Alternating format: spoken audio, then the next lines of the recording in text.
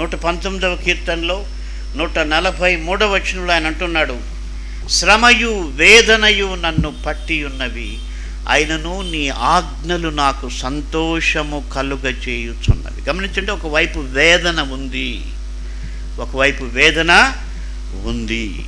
అయితే దేవుని వాక్యం ఆయనకు సంతోషాన్ని కలిగిస్తుంది. అంటే ఏంటి ఆ సంతోషం? అంటే ఎట్లా సంతోషించగలడు శ్రమలో? అంటే నా దేవుడు తప్పకుండా ఈ శ్రమను తీసివేస్తాడు. హల్లెలూయా. పరీక్షల గురించి విద్యార్థులు భయపడుతున్నారు. ఒక వ్యక్తి పరీక్ష దగ్గరకు వచ్చిన దానికి సంతోషిస్తూ ఉన్నాడు. పరీక్షల గురించి భయపడుతున్న వ్యక్తులకు అర్థం కాక ఈ పరీక్షలున్న హ్యాపీగా రూమ్ తిరుగుతున్న ఆ వ్యక్తిని పిలిచి, ఏంట్రా మేమందరూ తల బద్దలు చేసుకుంటున్నాం, నువ్వు హ్యాపీగా ఉన్నావు అంటే ఆ వ్యక్తి అన్నాడు, మీరు పరీక్షల గురించి తలుచుకొని భయపడుతున్నారు, బాధపడుతున్నారు.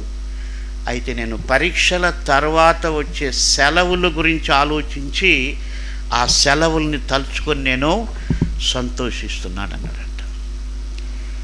కాబట్టి దావీదు యొక్క సంతోషం ఏంటంటే, శ్రమ ఉంది, వేదన ఉంది, అయితే దేవుడు నన్ను వీటి నుంచి విడిపించి ఆయన సంతోషాన్ని నా కొరకు ఆయన ఇస్తాడు.